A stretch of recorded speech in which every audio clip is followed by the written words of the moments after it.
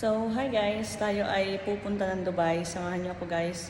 Kasi namumula yung dashboard ko guys, so kailangan may upload tayo. Yun yung mahirap pagka content creator ka na guys at na kailangan talaga natin mag-upload lagi ng video. Kaya kung walang video, layas muna tayo. Tara! At dumating na nga rin yung ating bus na sasakyan pa Dubai guys.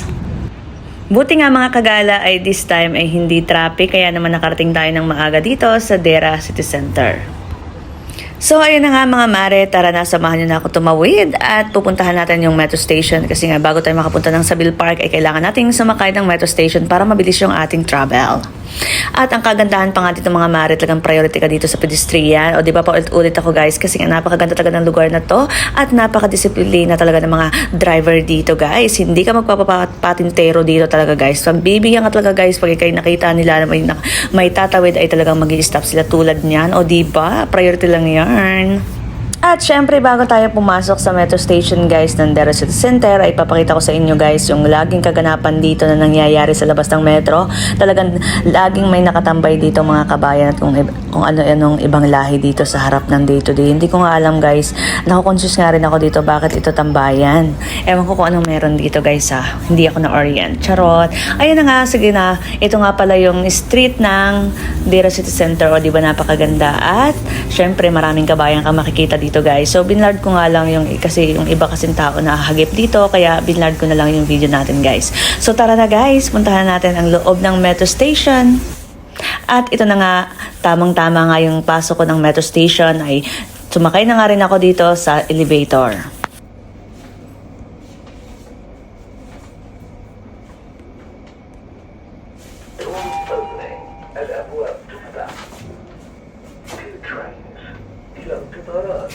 Oh, narinig yun mga mare. Oh, yun talaga yung namimiss ko dito sa Dubai, yung pagsasalita ng ganun pag nagbubukas yung elevator. Namang yun lang yun. Charot, joke lang yun.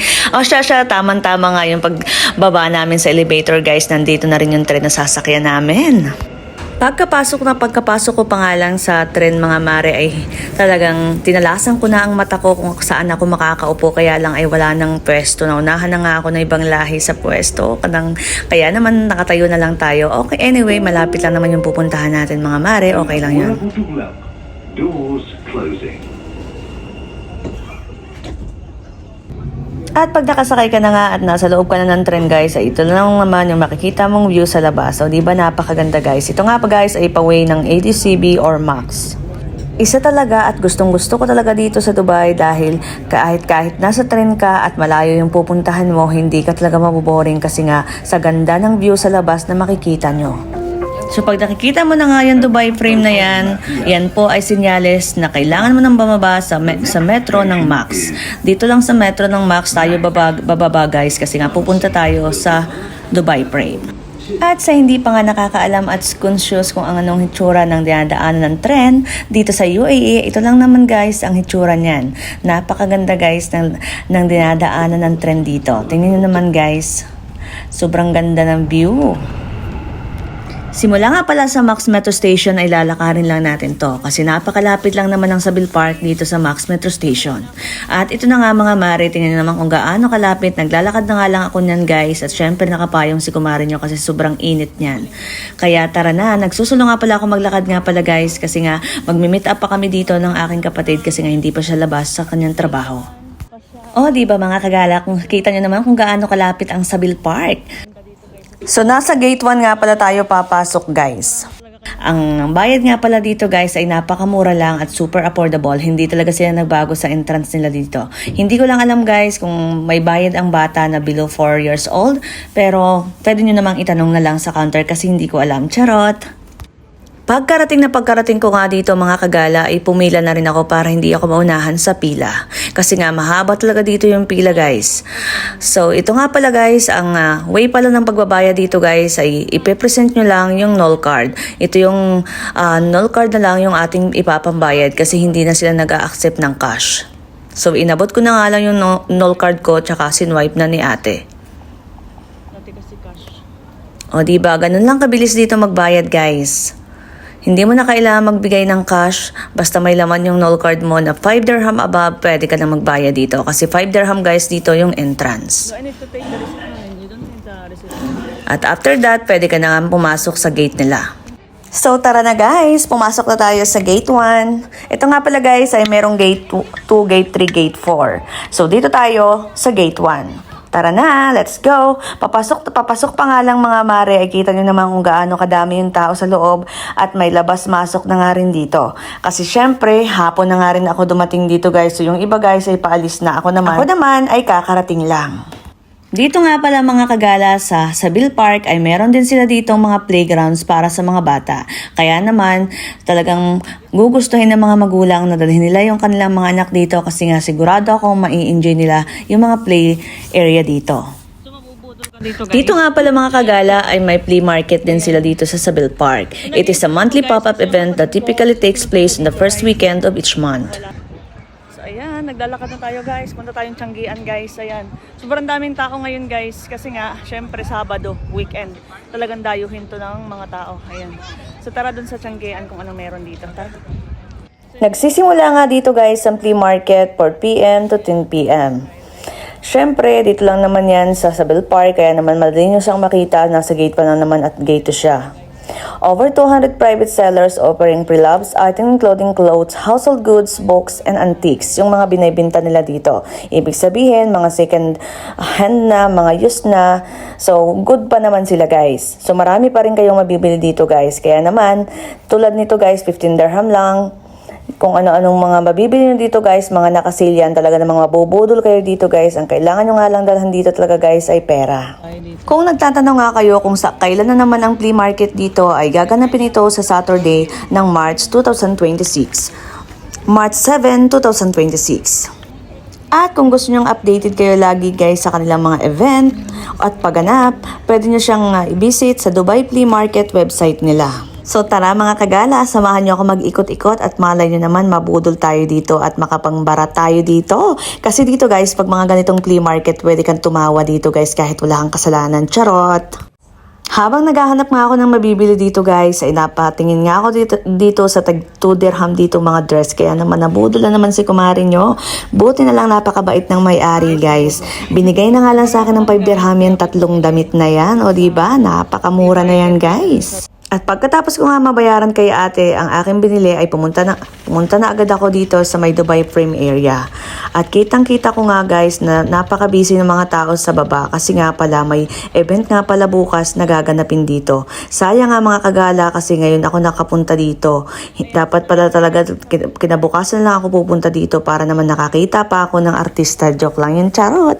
Kaya lang naandito na rin tayo guys. Kaya naman no choice na tayo guys. Hindi na tayo pupunta bukas guys kasi nga nakapunta na tayo dito guys. At medyo malayo rin naman to sa amin. Kasi nga nakatira ako sa Sharjah. Kaya naman ilang oras din bago ako makarating dito sa Bill Park. Syempre tipid pa masahe, charot. So ayan guys, nandito tayo sa Bill Park at napakalapit lang ng Dubai Frame sa atin. Ayan. So tomorrow guys pala may event dito. Kaya nagsisit up na ang mga organizer dito. Ayan o. Kita niyo yan. So bukas magkakaroon dito ng event. Pupunta dito yung mga artista. Ayan. So sayang nung timing tayo, napunta na tayo ngayon. So tingnan natin bukas. Solo si kumari nyo na pumunta dito kasi nga wala pa yung aking kapatid guys. So nandito tayo ngayon para magsulo. At syempre, wrong timing tayo kasi nga may event tomorrow guys. Kaya lang hindi tayo makakapunta bukas. At may pupuntahan nga tayong pasyalan. Kaya okay lang naman guys. Ayan, so ito yung Dubai Frame na pinupuntahan dito. At isa naman sa tourist attraction dito sa Dubai. Kaya kung hindi pa kayo nakakapunta dito guys sa Dubai Frame, nakupuntahan nyo na. Grabe guys. Ayan o, ang gaganda ng halaman guys. Ang bango-bango niya. Hindi ba kung pwedeng pumitas? Ang bango. You know, palibot ako ng bulaklak guys. So dito nga pala guys, sa Bill Park ay napaka-instagrammable talaga ng lugar na to kasi maraming bulaklak na makikita nyo at napakaganda guys. Pwede kayo mag-picture o diba? Na ang gaganda talaga ng mga bulaklak dito guys. Maraming area din dito na napaka-instagrammable at napakaganda na picturean tulad nito guys. Pag napunta kayo sa taas, marami din siyang instagrammable area na pwede kayong mag-picture. Bukod nga sa Dubai Frame guys, sa Bill ay meron din itong Dubai Garden Glow na tinatawag. A seasonal attraction open during cooler months, featuring illuminated artistic display like dinosaurs. Kaya naman sigurado akong matutuwa ang inyong mga chikiting. At syempre guys, kung nagugutom at nauuhaw kayo, available din naman dito yung kanilang mini store. Yan o. Sarap. Ooh. At finally nga ay nakarating na rin yung kapatid ko at pamangkin ko. Hi, Lax! Come, kiss to tita. Sit down. Why are you coming just now? I'm sitting here for 2 hours, Shuhada. Alam nyo ba kung ano pang maganda dito sa Sabil Park guys? Napaka-family friendly kasi siya. Kasi features a boating lake, children's playground, an aviary, and shaded picnic and barbecue area. Meron din sila guys na tinatawag na recreation. Includes a 2.5 km jogging track, BMX track, skateboard park, cricket pitch, and mini golf. O diba, nandito na talaga lahat sa Sabil Park kasi nga napakalawak ng lugar na to. Kaya naman kung naghahanap ka talaga ng magandang park, napaka-spacious at siguradong mai-enjoy mo hanggang hapon, hanggang gabi, naku, puntahan mo na itong Sabil Park. Dito lang yan sa Max or Aldipilia Metro Station. So tungkol naman sa timing nito guys, generally 8 a.m. to 11 p.m. Sunday to Wednesday, open naman sila. And 8 a.m. to 11 p.m. Thursday, Friday, Saturday, and public holidays, open din naman sila. Malapit lang siya guys sa gate 3 at sa gate 1. Ayan. So again mga kagala, ang entrance nga pala dito guys ay 5 dirham per person with pre-entry for children under 2 and people with disabilities. So, for a perfect mix of adventure and welcoming atmosphere, Sabil Park is a must visit. Get the best of both worlds, adventure and relaxation at Sabil Park, the ultimate family-friendly oasis in the city. At kung hindi ka pa nakaka-subscribe sa Kagala TV, please subscribe Idols Kagala TV. Thank you for watching guys. Enjoy! Hindi nyo pa na pupunta na may friend po tayo na guys. Nandito na yan sa Sabil. Bye!